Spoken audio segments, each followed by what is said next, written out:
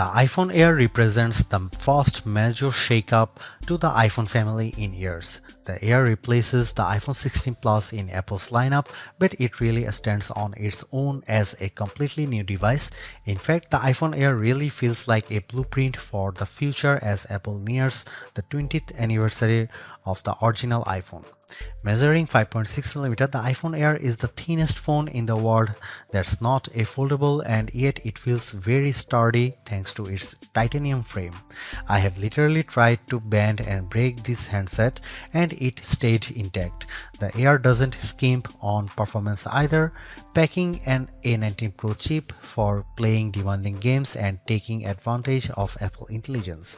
So what's the catch with this super slim Air?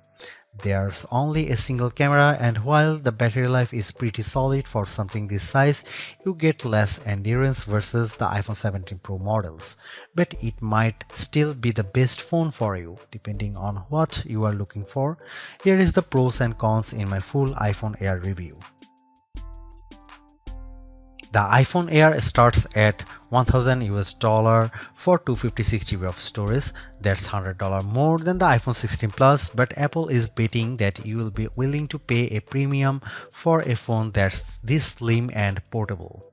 There is just one problem. The iPhone 17 Pro starts at $1,099, which is just $100 more for a phone with triple cameras, a bigger battery, and an A19 Pro chip with an extra GPU core and vapor chamber cooling for better sustained performance.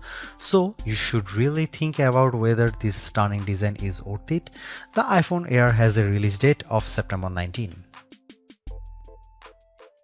The iPhone Air is so thin and light that you are worried for its safety when you see it from across the room, but you will feel reassured when you put it in your hands.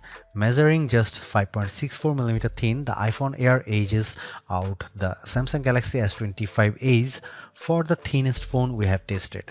The Air is so thin, in fact, that you might forget it's in your front pocket. Well, the whole device isn't this thin. The plateau or camera bump runs across the top of the device and jutes out. At least it doesn't wobble on a table when you press down. Apple purposely crammed all the major components into this area to make room for a larger battery down below. The iPhone Air comes in sky blue, cloud white, light gold, and black. Frankly, the black color makes the design look cheap and not as thin. I preferred the sky blue model I tested, which does a better job of showing off the Air's thin profile. Some have complained that the titanium frame is too shiny, but I don't agree. If you are worried about the durability for a phone this thin, I think you can rest easy. I saw a demo that simulated a band with 130 pounds of force and the iPhone Air shrugged it off.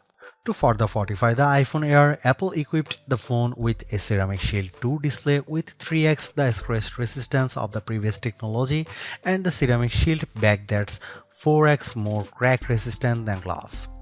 It is worth noting that the iPhone Air has a single speaker integrated into the earpieces compared to dual speakers for the iPhone 17 and 17 Pro series. During my testing, the Air's speakers got plenty loud when listening to Apple Music, but it did sound tiny at max volume. Some have shared in our YouTube interview with Apple on the iPhone Air that they wish that this phone came in a mini size. I say there is no need, you get the best of both worlds with this device, a large 6.5-inch display in a very pocket-friendly size. And it's a pretty damn good ProMotion screen too, with a rated maximum outdoor brightness of 3000 nits, a 1 to 120Hz refresh rate, and anti-reflection tech built in. Outdoors, I put the iPhone Air up against the Galaxy S25 Edge, playing the same Begonia trailer, and Emma's tone looked brighter, plus there was less glare. The iPhone Air didn't perform quite well as in our lab testing, covering less of the DCI-P3 color space and turning in a slightly worse Delta E accuracy score. The iPhone Air features a single 48 megapixel fusion camera with 2x optical quality zoom. No telephoto, no ultra-wide, but it is a pretty strong performer based on my testing. Just don't expect much more from the 10x digital zoom. The iPhone Air does bring some cool new camera features to the table that are also available on the iPhone 17, 17 Pro and 17 Pro Max. This includes an 18 megapixel center stage front camera that leverages a square sensor to let you shoot landscape selfies without having to flip the phone in your hand. Here are some camera samples of the new iPhone Air.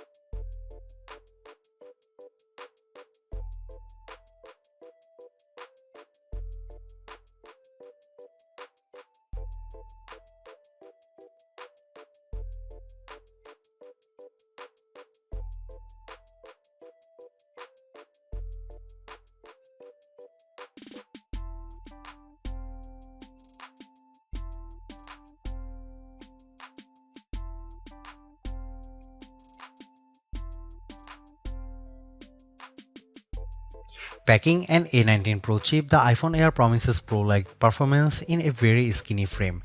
And I say Pro-like because you are limited to 5 GPU cores compared to 6 for the iPhone 17 Pro and Pro Max. I enjoyed smooth performance when playing Destiny Rising, double jumping and using my grenade launcher on multiple enemies while enjoying crisp graphics. I only noticed a drop frame here and there versus the iPhone 17 Pro Max. Speaking of twice, the iPhone Air having one less GPU core does impact benchmark scores. It reached 29.5 FPS in the demanding 3D Mark Solar Bay Unlimited graphics test compared to 46.6 FPS for the iPhone 17 Pro Max. The Galaxy S25 Edge also turned in a higher frame rate. On Geekbench, which measures overall performance, the iPhone Air beats the Galaxy S25 Edge and it finished our video transcoding test 20 seconds faster. How about sustained performance?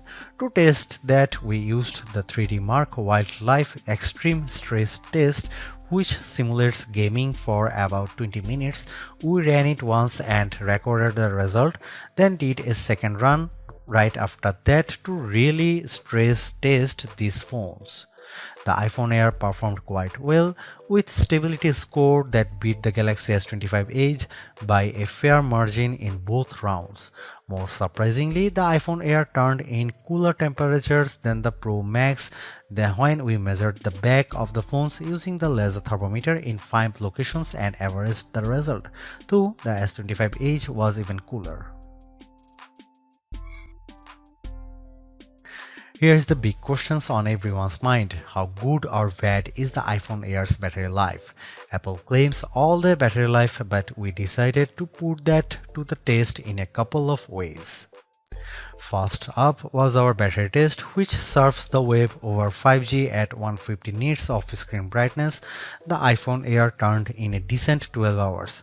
That's nearly a half hour better than the Galaxy S25 Ultra, and the regular iPhone 17 lasted 45 minutes longer. However, the iPhone 17 Pro Max lasted over 5 hours longer than the iPhone Air, so if you really care about endurance, the choice is clear.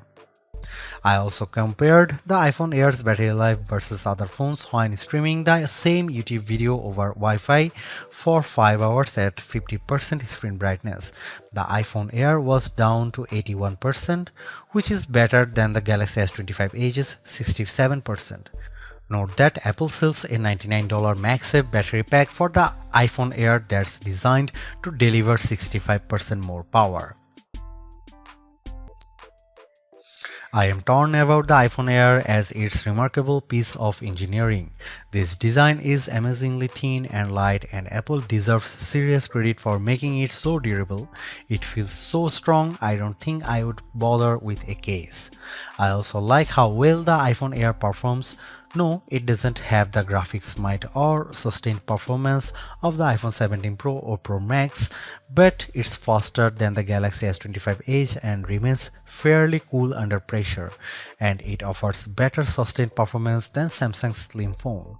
However, I don't like the shoppers have to give up both an ultra-wide lens and telephoto zoom with the iPhone Air. At least Samsung gives you an ultra-wide camera that enables macro photography, but the iPhone Air's main 48 megapixel camera is very good overall.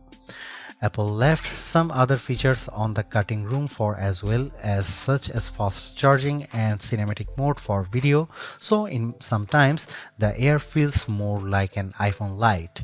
Overall, I think the iPhone Air is worth buying for those who want a super slim phone that's very easy to carry, that doesn't sacrifice too much on performance, but you will have to live with some trade-offs if you want something this compact.